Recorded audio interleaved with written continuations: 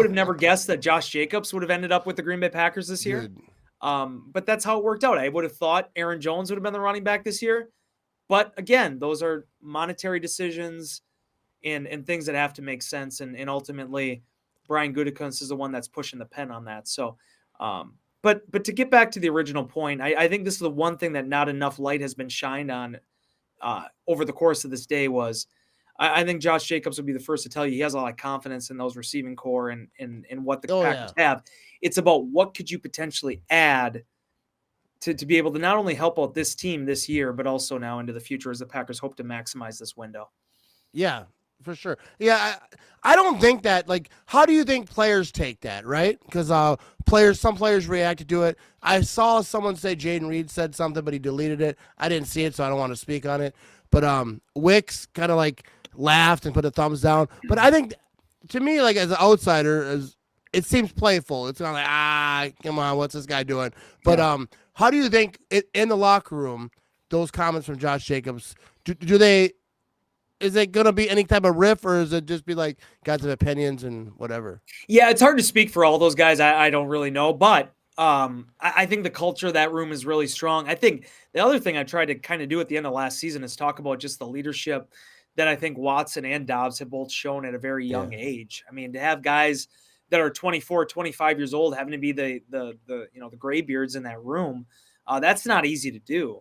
When you look at, obviously they had a small time there with Alan Lazard and Cobb and Sammy Watkins, but, Devontae learned from Cobb and Nelson. Nelson and Cobb learned from, Greg Jennings and James Jones, and before that, Donald Driver. So there was this lineage that kind of went on with that position that everybody understood what the culture was. Christian and Romeo have kind of had to reestablish that. And especially it was kind of cut off. Yeah, and Christian, that's why it hurts so much my heart to see everything happen with him at the end of the year.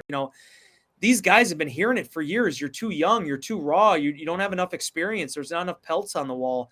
And they've found ways to overcome that. They found ways to thrive with Jordan Love and being one of the youngest teams in the NFL. So however the dice shuffle out with this thing, I think the Packers will be fine. But no, I don't worry about anything like that, and how green. Yeah, I don't either. Because let me tell you my thoughts on this. Like when it first started coming out, right?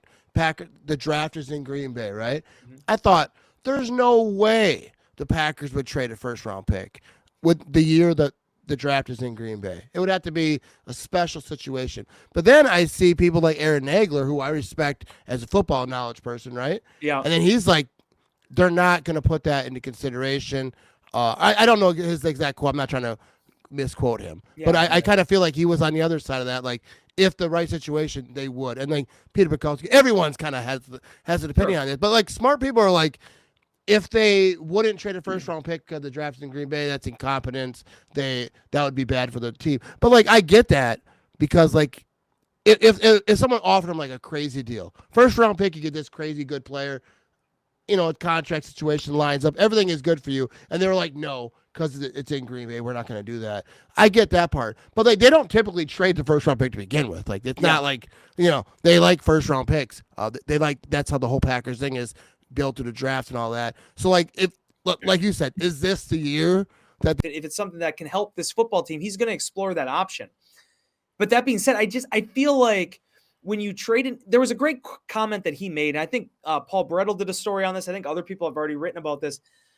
Like, you better know what you're doing if you're going to trade those type of assets. It's not just about the draft being in Green Bay. It's about, you got to be really confident in what you're getting, because how many times, Matt, do we hear about such player gets traded for and it doesn't work out?